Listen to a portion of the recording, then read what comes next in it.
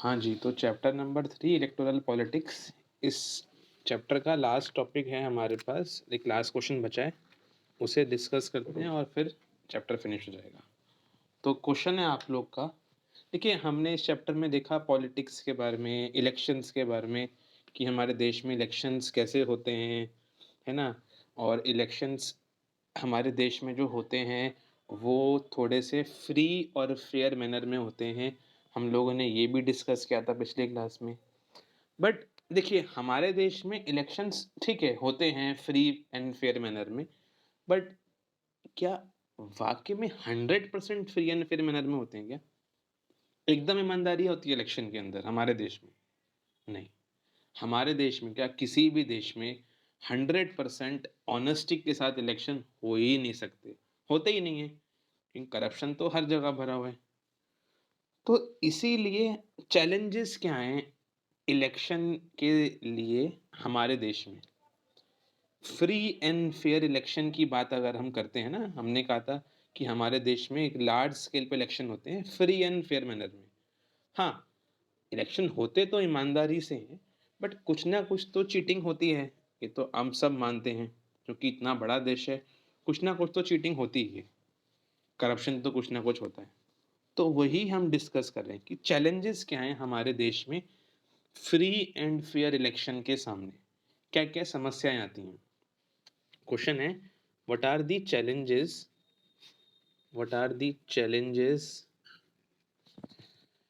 To free and fair election in India?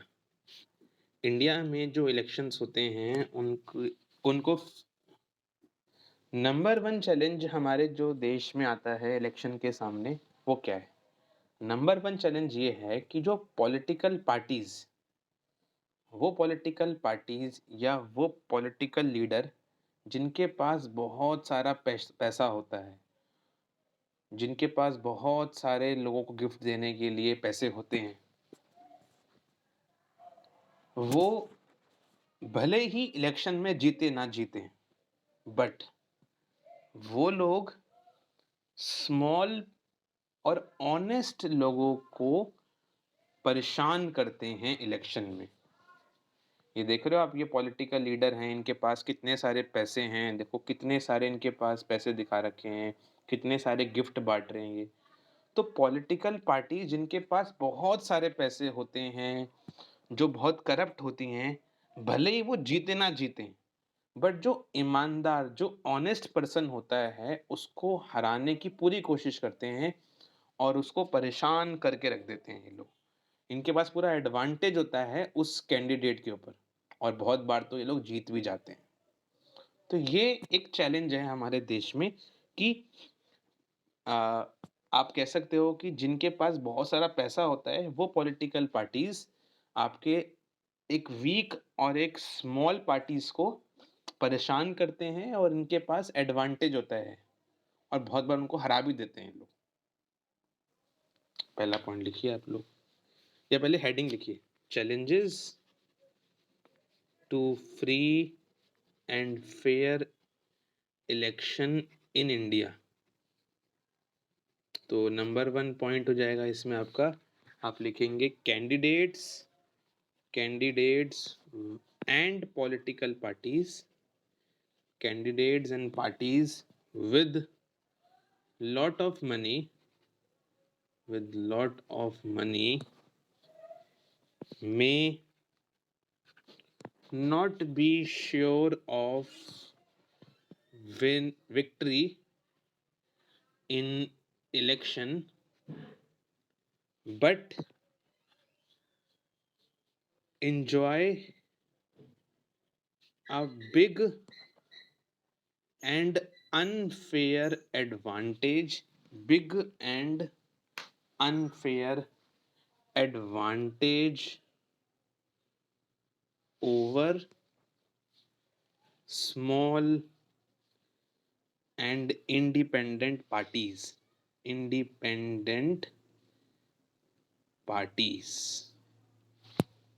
पहला point.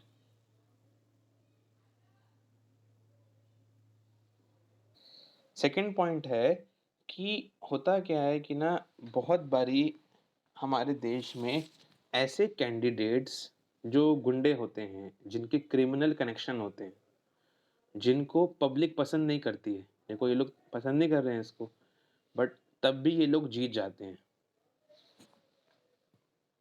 और इनको टिकट भी मिल जाती है क्योंकि इनके पास पैसा होता है। ये क्रिमिनल होते हैं, पॉलिटिकल पार्टीज़ को इनको टिकट दे देती हैं क्योंकि पैसा होता है इनके पास। तो ये चैलेंज वाली बात है हमारे देश के लिए कि वो कैंडिडेट जिनके पास क्रिमिनल कनेक्शन होते हैं और जिनके पास काफ़ी सारा पैसा होता है, वो लोग भी इलेक्शन में आके इलेक्शन टिकट ले जाते हैं और बहुत बार वो लोग जीत भी जाते हैं। तो ये चैलेंज नंबर 2 है देश के लिए। सेकंड पॉइंट आपका, second point, in some reasons candidate with candidate with criminal connection have been able to push push out push out other honest candidates from electoral race and be able to secure a ticket from major parties। खासकर अगर आप जाके देखो UP Bihar में तो ऐसा होता है।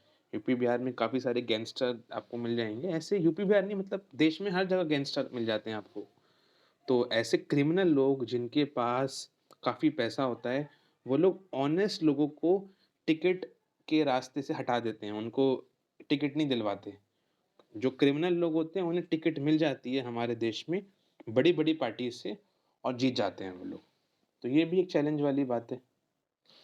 थर्ड पॉइंट देखिए आप लोग क्या है। थर्ड पॉइंट ये होता है कि ना कि होता क्या है कि जो पॉलिटिकल पार्टीज़ होती हैं, वहाँ पर क्या होता है कि ना फैमिली का पूरा सपोर्ट चलता है।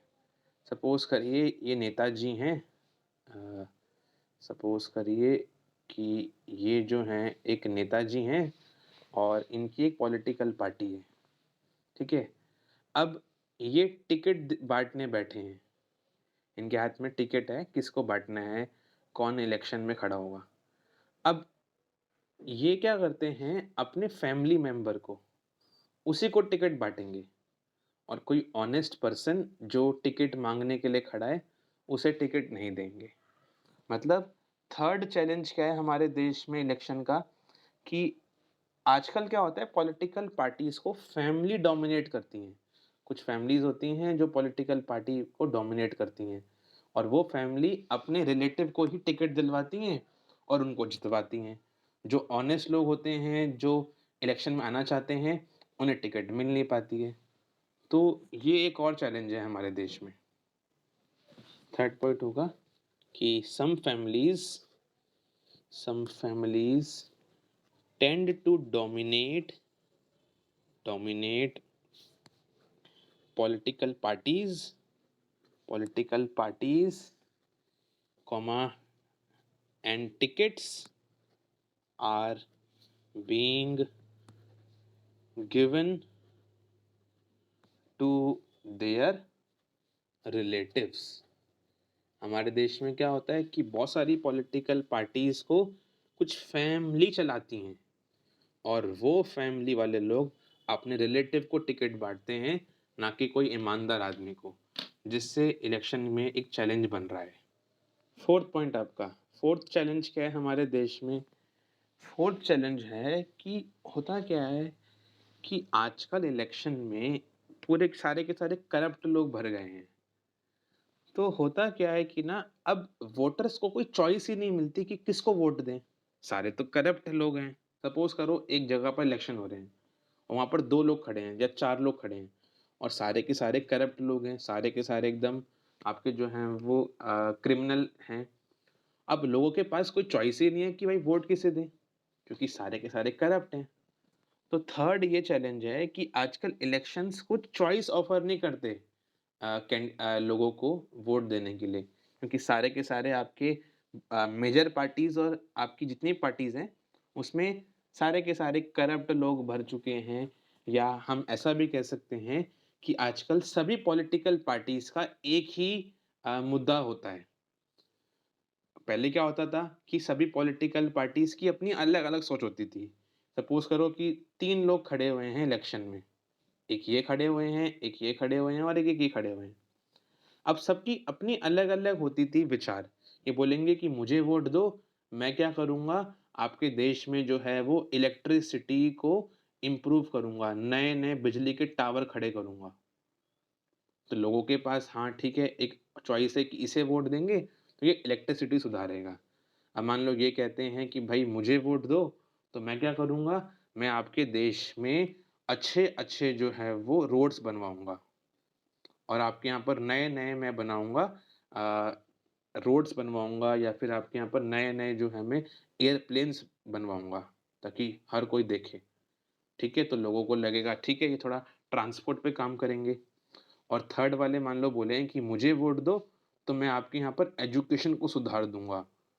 अब लोगों के पास देखो ऑप्शन है ना कि किसे वोट दें, क्योंकि तीनों के अलग-अलग डिमांड है, तीनों अलग-अलग काम करने को बोल रहे हैं। बट आजकल क्या है, आजकल ऐसा नहीं है। सभी पॉलिटिकल पार्टीज़ एक तरह की सोच पे काम करते हैं कि आपने जो है इन तीनों की बात करी, ये तीनों खड़े हैं इलेक्शन में। तीनों क्या बोलेंगे, मुझे वोट दो, मैं गरीबी कम करूँगा। ये बोल रहे हैं, मैं भी गरीबी कम करूँगा, मैं भी गरीबी कम करूँगा। अरे! तीनों के पास एक ही मुद्दा है, तीनों के पास कोई नया मुद्दा ही नहीं है, तो लोग कन्फ्यूज़ हो जाते हैं, किसे वोट दें, जो गलत है। चैलेंज है ये इलेक्शन में। तो आजकल इलेक्शंस कुछ चॉइस ऑफर नहीं कर रहे लोगों को। बड़ी-बड़ी पार्टीज़ भी, जो बड़ी-बड़ी पार्टीज़ हैं देश की जैसे कांग्रेस, बीजेपी, ये भी चॉइस ऑफर नहीं करती। तो लोगों को मज़ा नहीं आता इलेक्शन में आजकल। 4th पॉइंट लिखिए आप लोग। Nowadays nowadays election do not offer choice to ordinary citizens, both major and minor parties have same policies and practice। आज के टाइम पे इलेक्शंस कुछ हमें ऑफर नहीं प्रोवाइड करता है। जितनी भी बड़ी-बड़ी पार्टीज़ हैं देश में, जैसे बीजेपी, कांग्रेस हो गए, ये बड़ी-बड़ी पार्टी हैं देश की। इसके अलावा आपके जो हैं ममता बनर्जी का नाम सुना होगा, उनकी पार्टी भी मेजर पार्टी है ना? 1-2 पार्टी और है। तो बड़ी-बड़ी पार्टीज़ और छोटी-छोटी पार्टीज़, सबकी आजकल एक ही विचार हो गए हैं। तो लोगों को ये ऑफर नहीं प्रोवाइड करते और ये एक चैलेंज है। लास्ट पॉइंट ये है कि आजकल क्या होता है इलेक्शन में छोटी पार्टीज़ जो होती हैं उनको बहुत सफ़र करना पड़ता है बड़ी पार्टीज़ की वजह से। सपोज़ करो ये छोटे एक व्यक्ति हैं जो इलेक्शन में खड़े हो रहे हैं, वोट माँगने की कोशिश कर रहे हैं और ये हैं गाँव के नेताजी, इनकी पूरी की पूरी एकदम फैमिली है, ये बहुत अमीर हैं। अब एक एक छोटे आदमी के लिए इलेक्शन में बहुत प्रॉब्लम होती है। एक स्मॉल कैंडिडेट, एक स्मॉल पार्टी को बहुत नुकसान सहना पड़ता है बड़ी पार्टी की वजह से, क्योंकि बड़ी पार्टी के पास पैसा है वो तो ठीक है, दूसरा उनके पास पावर है, तो वो लोगों को अपनी तरफ अट्रैक्ट कर सकते हैं और ये इलेक्शन को खराब कर रहा है हमारे देश में। तो स्मॉल पार्टीज़ आज के टाइम पे काफ़ी सफ़र करती हैं, उन्हें काफ़ी डिसएडवांटेज फेस करनी पड़ती है बड़ी पार्टीज़ के सामने, जो देश के लिए एक चैलेंज है। 5th point, small